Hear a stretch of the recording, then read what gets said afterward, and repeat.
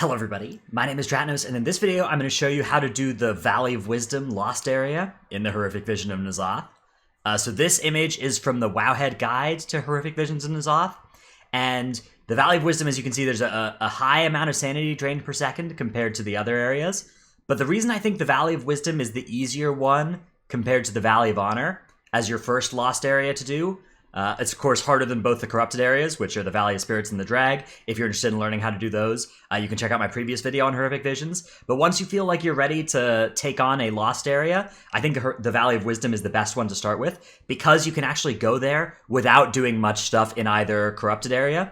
So you can go straight to the Valley of Wisdom without actually doing most of the Valley of Spirits. The way you do this, you just go from the starting area, you go on up, you do the first little mini-boss in the Valley of Spirits, and then you can just walk right to the Valley of Wisdom. And so you can then do the lost area first, and then if you're low on sanity coming out of the lost area, you can just go straight to Grommash Hold. In terms of rewards, you get slightly more rewards from one lost area than you do from two corrupted areas. So if you're able to do this, it's better than doing both of the two corrupted areas. And then of course, from there, the best you could add on, you can go from one lost area to one lost plus one corrupted, and then to maybe one lost plus two corrupted, and then you can maybe try doing the full clear. But all of those will require some more cape levels and being a competent solo class or in a good group before you can really start doing those in this first week. As soon as we get back to Orgrimmar, though, in 2 weeks' time, I think starting to full clear will be very realistic. Anyways, let me go ahead and show you. I'll show you footage now from my run of doing the Valley of Wisdom first, and even afterwards, we had enough time to go back and do Valley of Spirits before defeating Thrall. All right, so this run was a two-person run: Outlaw Rogue, Frost Mage, Outlaw Rogue, and you'll see we started off just like you would do any run. Running right down the middle, grabbing some of the enemies from Thrall's area. We didn't actually pick up those guards from the side, which it would have been good to pull those at the start so that we could have then gotten to Thrall faster later, but it didn't end up mattering. But we're just running it right down here, ignoring most of those enemies, and going straight to the Valley of Spirits. And the first big pull we wanted to do for this run was to include everything, including this mini-boss over here. Because this thing, you have to wait for that thing. We were planning to do the Valley of Spirits later anyways, so we needed to pull that one, and we figured this was a good amount to pull it first. I happened to roll the 5 buff here, which is very helpful, but even if I hadn't done that, this would have all still died very, very, very quickly. So we got through this area, and then let me skip ahead a little bit here. After all that died, here's the part that I can show you now. After all that dies, instead of going further along towards the Valley of Spirits, like you saw in my earlier guide on Horrific Visions, you can just run straight to the Valley of Wisdom. And that is what this video will be focused on now, is telling you about the Valley of Wisdom. So the Valley of Wisdom has, you need to reach 100% on a bar to spawn the boss, but that 100% amount does not require you to pull everything in this place. So you can see it as one of my bonus objectives here on the side. And it turns out that the most dangerous enemies in this area are these Dominators, the Kathir Dominators. That one pull down to the right just here at the start is not required for 100%. You can do most of the other trash and just avoid pulling that one pull, and I think that's the best play. The reason those Kathir Dominators are so dangerous is because of that touch ability they do, Touch of the Something. That is an interruptible cast, but if it goes through on you, it will channel a 5-second stun on you.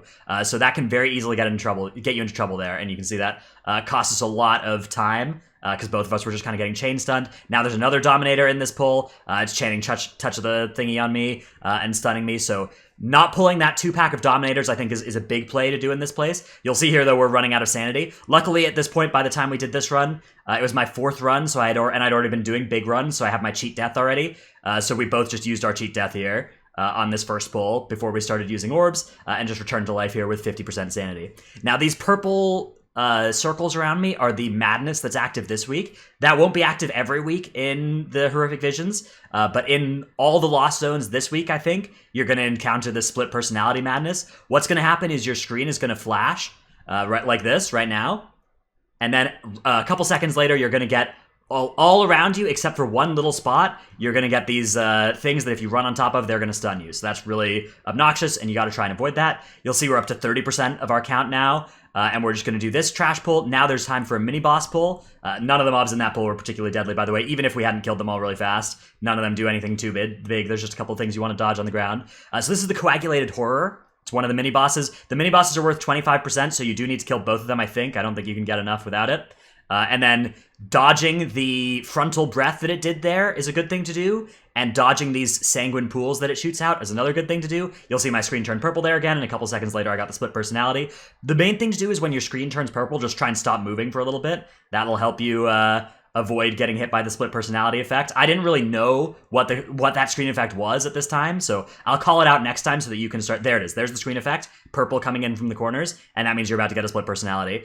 If you're not familiar with what that effect looks like I wasn't, it's very easy to just get stunned by it every single time, and that happened to me pretty much in these runs. But now that you know what to look for, that's a really big thing. That's not every week in these Lost Zones. That's just when it's the madness. There are a bunch of different madnesses that can be active though in the Lost areas, and it's only in the Lost areas. It's not in the corrupted or tainted areas.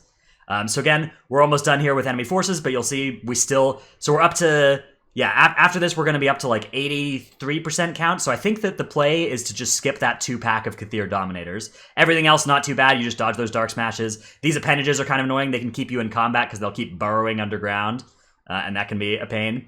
If you do get disoriented from that split personality, by the way, it doesn't cost you sanity, so it's not a big deal. It just disorients you for 4 seconds, so as long as you don't die, that's not a problem. All right, this is the second mini-boss. This is the Void Crazed Hulk, also gives 25%.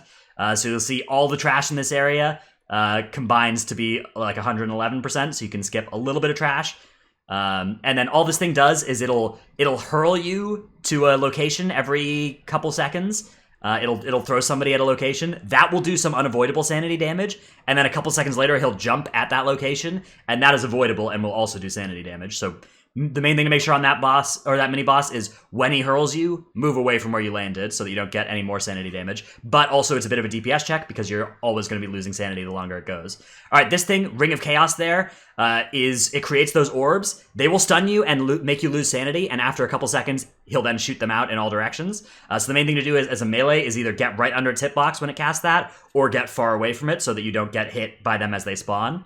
It also does the Defiled Ground cast, which is just a frontal, and it unleashes these corruptions, which is these dodgeable little swirlies that also spawn some adds. If you get hit by pretty much any of these effects, you're going to lose sanity on this fight, so try not to get hit by the effects if you can.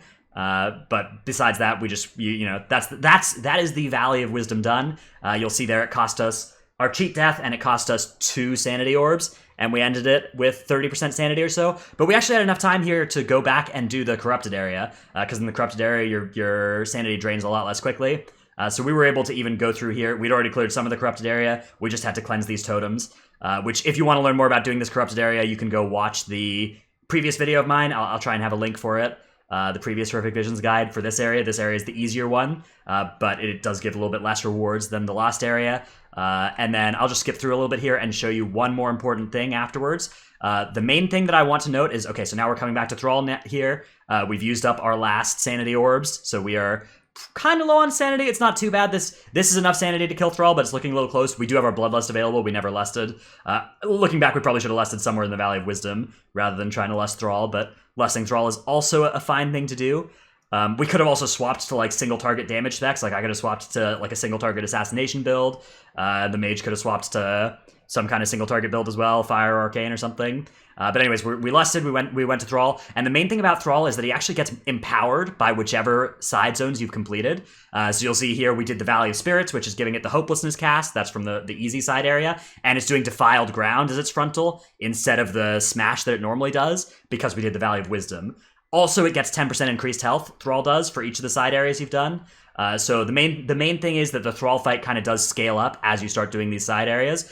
So don't expect it to continue to be a pushover as you keep going further. But you'll see here, we managed to complete this run with the Valley of Wisdom and the Valley of Spirits. This was my character's 4th run, and I think it was the mage's 5th run. And you'll see we got to exit the vision, and let me show you a little bit the better rewards that you get from doing this. So by doing a lost area, that's where you get, this is the corrupted vision chest here, 150 mementos and 1 of the 45 pieces for a rank 3 essence. And then the lost area, the Valley of Wisdom, gives you your rank 2 essence straight away, and then it gives you double as much mementos and triple as much Sparks of Unwavering Strength. as doing a corrupted side area. So if you're able to do the lost area, even if it means you can't do any corrupted areas, that's going to be a worthwhile exchange for you over doing 2 corrupted areas. And I recommend that your first attempt into lost areas is that Valley of Wisdom, because you can just go straight to it and then go straight back to Thrall afterwards if you're low on sanity. Just do be careful. The main thing to be aware of is those Dominators kicking their touch cast before they go out on you. Otherwise, that can stun lock you and lead you to dying. And just make sure you're using your sanity orbs before you start pulls if you're anywhere close to low on sanity as well, for these first couple runs at least. Anyways, that's been my guide to the Valley of Wisdom side area. I hope that has helped you a little bit learn about how the Horrific Visions work. I will be making a guide as well to the other lost area, the Valley of Strength, that should be coming out soon as well. So if you're interested in going into that one, that's a different area that might be better for some classes as well. But it does require you to clear most of the drag corrupted area. So that is something to be aware of. It's a little bit harder to get there. Anyways, I hope this video has helped. Thanks everybody for watching. If it did help, like and subscribe, and check out my Twitch stream, twitch.tv/Dratnos. I'll see you in the next one. Bye.